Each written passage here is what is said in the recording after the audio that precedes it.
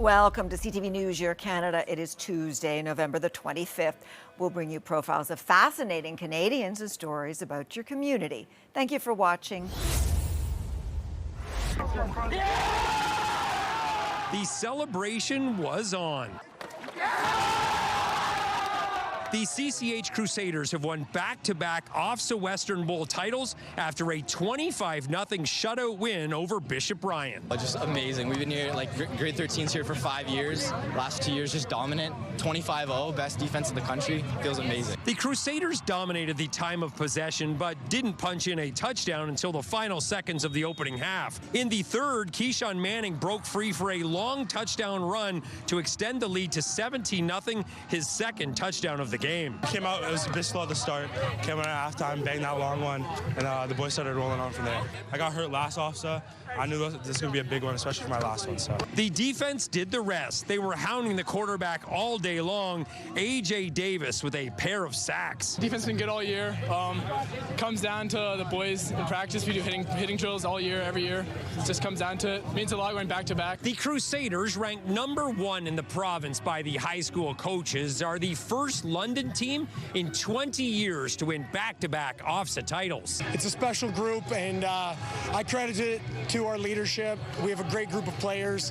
We have great coaching staff, our teacher coaches, our volunteer coaches, so many alumni who come back to support our school and what we do here in sports. That makes it possible and really gives our student athletes the best experience. In Guelph, Brent Lale, CTV News. You don't want to go kissing a prince, or you'll turn into a frog. Overacting at its best. Often featured near the holidays, British pantomime takes a classic fairy tale and exaggerates the heck out of it. Having fun and making a fool of yourself? Yes, that's what we do. Yeah. I'm sure doing it. Yeah, just letting loose. Their version of Cinderella has risque punchlines, theatrical slapstick, and some dance routines. This is a fabulous group of people. They are. We're all mature. Oh, and we're not mature. We're not mature. Don't ever grow old. Okay, chronologically mature. Yes. Richard Clark is 95 years old and travels from Dorval 3 times a week to be a part of this troupe. Because I love the people here. Ha! Remembering your cues, your lines, and your wig. It keeps them all busy. There was a lot of dancing and singing and also memorization, which is really good for our minds. At our age, we do need to practice. I practice my line, I think, all summer because I don't have a good memory, but I'm pretty good now. I'm happy I did it. Did you miss me during intermission? Pantomime also means audience participation. The players prompt the people in the crowd. The audience joins into it, always call out to it. Refreshing and fun for those on stage and off at any age. Cinderella, a forever young theater pantomime, is presented this weekend at the Heritage Social Club on Cedar Street in De Montagne. Christine Long, CTV News. For the first time in more than a century, the Inter-County Baseball League has a new name, becoming the Canadian Baseball League on Monday, a fully professional league. We're very excited. You know, it's something that probably could have been done some time ago based on the talents in this league, but we've taken our time to make sure it happens when we're well planned for it, and we're confident that it's the right time now. Monday's announcement comes after the league reported a record attendance of nearly 250,000 fans this past summer. On the field, 64 players with either major league or minor league experience suited up, including Frank Garces and Willie Garcia on the Barrie Baycats, as well as All-Star and World Series champion Fernando Rodney and Liam Hicks, who played in 119 games for the Miami Marlins this past summer. The biggest change is that it's going to provide a lot of clarity for people that we're Canada's best baseball league, and the name will reflect that as well. Changes in 2026 include going from a 42-game to a 48-game regular season, only 5 teams qualifying for the playoffs, and NCAA players losing eligibility. We're expanding the footprint of baseball in the country But it also means that you can watch Canadian baseball in other countries, and it's really going to put us on the map. While Baycats president, GM, and manager Josh Matlow says losing the ability to call up NCAA players could pose a roster-building challenge, he highlighted the increased opportunities that will be available for Canadian baseball players. A lot of the kids, are growing up now, who may never get a chance to play professional baseball or get drafted, now have an opportunity to play in their backyards. And all CBL games will continue to be live streamed on YouTube and other platforms. Now, the commissioner also hinted that the league could add a 10th team by 2027 and possibly look into further expansion both within and outside of Ontario in the following years. Reporting live, I'm Mike Lang. Finding clothes in larger sizes can be a challenge, something Sherry Armstrong knows firsthand. I've always been a plus size person. I've always struggled with finding the proper outfits to wear and finding them at affordable prices. And it's been a real struggle for a lot of people in St. John. It led to the opening of Just Plus Thrift Boutique, a dream Armstrong says was 20 years in the making. Here, sizes range from large to 6XL. It's hard to feel your best in an outfit that isn't your favorite. That's where this dream came from, to make it a little bit easier for people to find that dream outfit, to be able to dress themselves so that they feel confident and feel good about their bodies just the way they are right now. Around every corner, shoppers can find a message promoting body positivity. A reminder it's a safe shopping experience no matter your size or style. We've been told for too long as plus size people, you have to wear black, you can't wear patterns, don't wear stripes. They're just little reminders that yes, if Pooh Bear can wear a crop top, so can you. There are no rules about fashion. The recently opened storefront is one of few businesses in St. John's Lower West Side, away from the shopping-heavy East Side and Uptown districts. I wanted to really look for a neighborhood where I could give it a boost, where we could return to maybe having some retail, and the Lower West Side was a great place for that. A hidden gem offering the right fit for plus-size Maritimers. Avery McRae, CTV News, St. John. Mayor Paul Lefebvre adds a scarf to a light post. This is one of 300 red scarves that will be put up across Sudbury to provide warmth, education, and reduce stigma. Folks can live long, healthy lives being HIV positive, and getting to a undetectable viral load is very possible. I tested positive in 2001 and got a treatment right away and achieved an undetectable viral load right away, which is important because I did not want to be one of those that spread the virus unknowingly. Goff says he feels it's important that everyone knows their status and gets tested. Meantime, Pellin adds she wants people to consider their risk factors. How they can protect themselves, are they someone who would want to go on PrEP, which is something someone takes, someone who is HIV negative takes to protect themselves should they come into contact with HIV. According to data from the HIV in Canada report published in 2023, new diagnoses in Canada increased by more than 35% in 2023 compared to 2022, with 2,434 newly diagnosed people. The Bundle Up in Red campaign is just the first of week-long events leading up to World AIDS Day on December 1st, when Ray Zoe will host a vigil here at the library at 5:30 p.m., honoring those who have died by HIV-related causes. Lindsay Alick, CTV News, Sudbury. Christmas is about a month away, and some shoppers are getting the ball rolling. We just want to check out for some deals before Christmas. I've done a bit, not very much.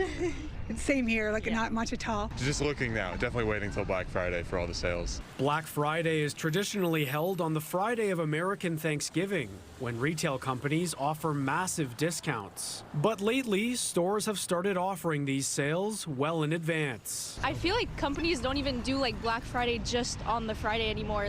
I've been getting emails for the last 2 weeks about things going on sale. Companies are adapting to consumer habits. According to a survey conducted by the Retail Council of Canada, more shoppers are relying on Black Friday deals for their holiday shopping than usual. Almost half the people answering the poll said that they are waiting for the Black Friday to start the holiday shopping. So this is more important than ever, and it's an increasing tendency that we've seen over the years. 84% also said Black Friday was the most important time of year to shop. The Retail Council cites economic uncertainty as one reason why, which puts pressure on retailers to meet those expectations by extending the sale period. They are looking more and more for discount and sales to start with. So that's why maybe the Black Friday is so important now. In some cases, shoppers are even making an annual trip to North America to take advantage of Black Friday sales for their Christmas shopping. Every year we are at Canada at this time. This couple is from Germany. We love roots. Yeah, so roots, we don't have and this in Germany, and they have wonderful prices at this time of the year because of Black Friday. Others are just happy to see lower prices. It works out for me, for my broke student lifestyle. Jack Richardson, CTV News. It's a quiet, snow-covered rural road just south of Okotoks. This is where Catherine the calico cat was found last week before being dropped off here at the Southern Alberta Veterinary Emergency Hospital. Just hearing that she had both a microchip and a tattoo, and we still couldn't locate any owners, just didn't sit right with me. A call out on social media spread the word. Staff were looking for its owner. Then a call to the Humane Society connected with Karina Murray.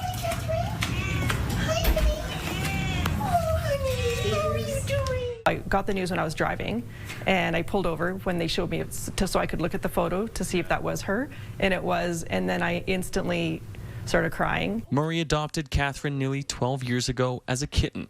The feline disappeared 3 years later, and the family believed she was gone for good. We adopted 2 other kittens, and she didn't like them very much. Yeah. So then she started to go outside a little bit more, but she'd always come home.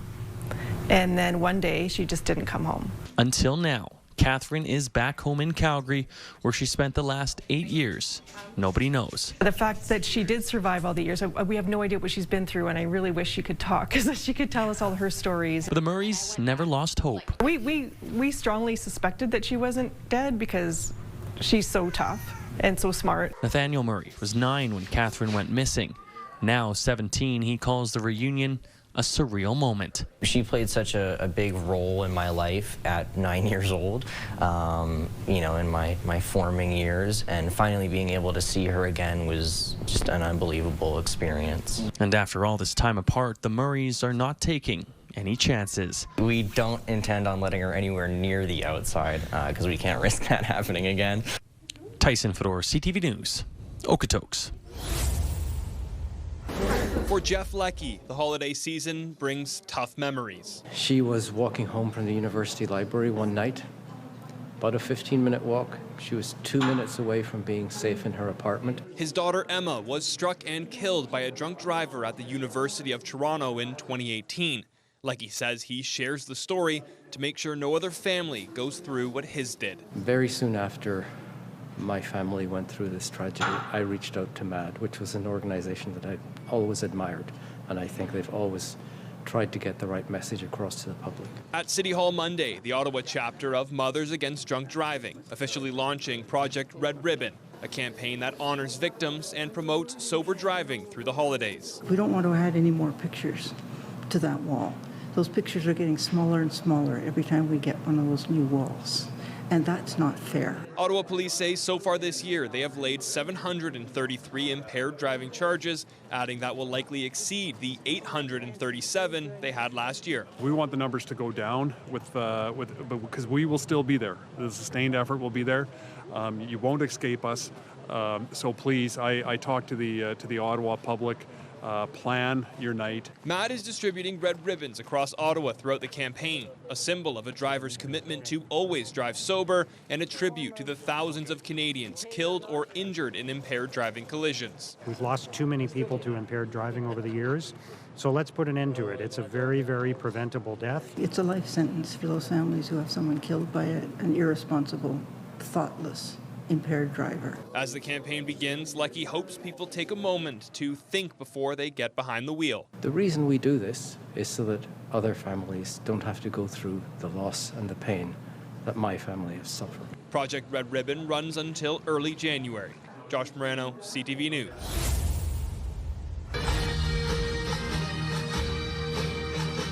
Crossing off a bucket list item, sharing the stage with Sir Paul McCartney. It's very nerve-wracking trying to make sure that you perform to your best of your ability. And you've also got another 27 people that have to perform to the best of their ability. All that preparation leading to this. The Paris Port Dover Pipe Band lending their skills to the Wings song Mulligan Tire Friday evening in Hamilton. When we finished playing the song and you got to relax and you got to look out into the crowd, it was cheering and Paul McCartney yelling Paris Port Dover. That's probably the highlight. It was amazing. The pinch me moment, the fourth time Gord Black and his pipes have played with the former Beatle. Before the show, the band welcoming him to the venue. To see him walk out that limousine, just, you know who it is right away. And as soon as he laid his eyes on me, he started pointing. So I stopped playing, went across and shook his hand. Like a couple of old friends reuniting, doing what they love most. He's the man that changed the world for music, and you have to respect that right away. But it's like sitting speaking to you. He's just a normal person. I'm still kind of awestruck about it.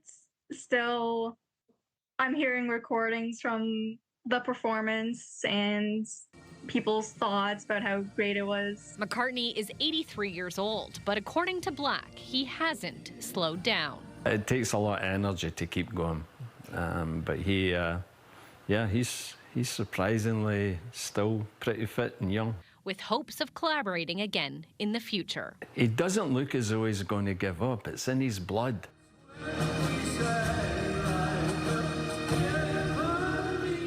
Ashley Bacon, CTV News.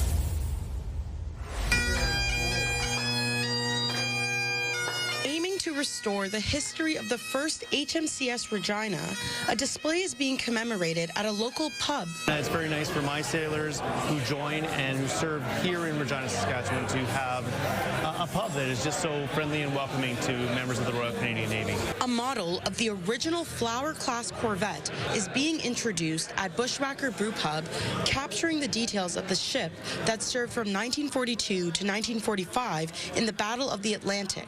The most amazing part of that story is they were lost trying to help another ship, trying to rescue their sailors, and they were torpedoed themselves, losing 30 members of their crew, and miraculously, the ship sunk in 30 seconds. Current serving HMCS Regina members, based in Esquimalt, BC, helped remodel the display, presenting it as a gift to their home away from home. Current HMCS Regina, they playfully call their officers' mess Bushwhacker West and consider us to be Bushwhacker East here in the middle of Saskatchewan. Bushwhacker Brewpub's support for the Canadian military goes as far back as 34 years ago when its late founder and president visited HMCS Regina twice. There's actually 3 different models of the original HMCS Regina, and what I've been told is this one is the most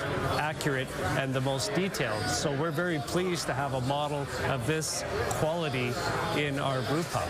The model's new home port will be accompanying other military memorabilia at the pub, sitting on a shelf in front of a picture of the current HMCS Regina. Sierra D'Souza Butts, CTV News, Regina. Every week, the Sunday Social Group meets at a different park in Edmonton, no matter if it's plus or minus 30 degrees. they say all you really need is a pair of running shoes and a good attitude. There's no bad weather, only bad clothing choices. Jan Hamill has been trail running for 13 years. The weekly meetup is welcome for new and experienced runners. It doesn't matter what your gender, what your occupation, what your age is, really. Trail running specifically seems to be good for everybody that likes to be outdoors, really. I do love to come out. It's brought me a sense of community that can often be missing in an urban environment. The group runs between 10 to 15 kilometers every week. A national report by Participaction shows less than half of Canadian adults meet the recommendation of moderate to vigorous physical activity a week. From my perspective, that's not too bad, but definitely we would like to see more Canadians meeting guidelines. U of A professor John Spence took part in the report by Participaction.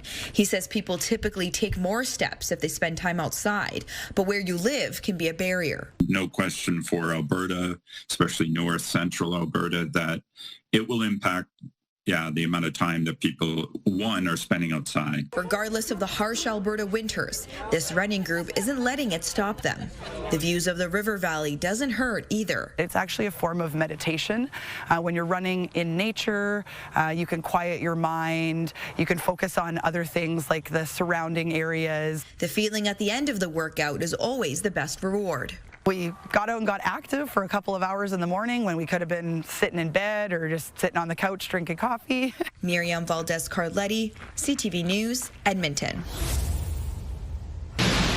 When Travis Budgeon began working at the Butterfly Gardens, the horticulturalist met all sorts of bugs and one particular bird. I noticed him and I kind of took a liking to him. To Mango, a flamingo who had seemed heartbroken since losing his partner of 45 years. We've had attempts of trying to pair him up with other aquatic birds to no avail, until the horticulturalist took on the task of having to feed the angry flamingo. Despite looking pretty in pink, Mango is particularly prickly. He'll attack the koi, he'll attack the butterflies. And Travis was told he'll attack the staff. Kind of an irritable old man. And seeing as the flamingo was almost 50, which is double these birds' life expectancy in the wild, it was unlikely that Mango would change his ways. But Travis decided to give it a go. I got nipped for quite some time, probably about 6 months of nips. Yeah. Why did you keep going? I'm stubborn. And then one day, Travis noticed the Mango would move around to watch wherever he was working. So the horticulturalist said hello, and the flamingo responded. Hi, Bubby. So he trumpets as soon as I say his name. What do you think he's saying?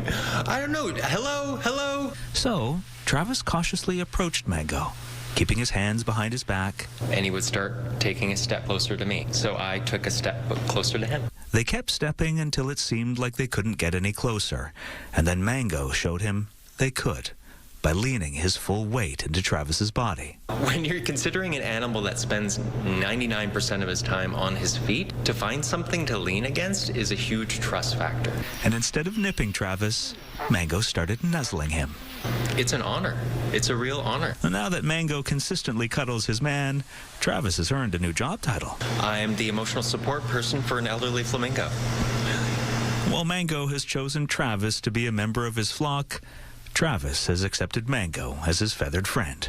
I find most creatures, like most people, are looking for a connection. And sometimes we need to just be aware and open to finding those connections. Adam Sawatsky, CTV News, Central Saanich.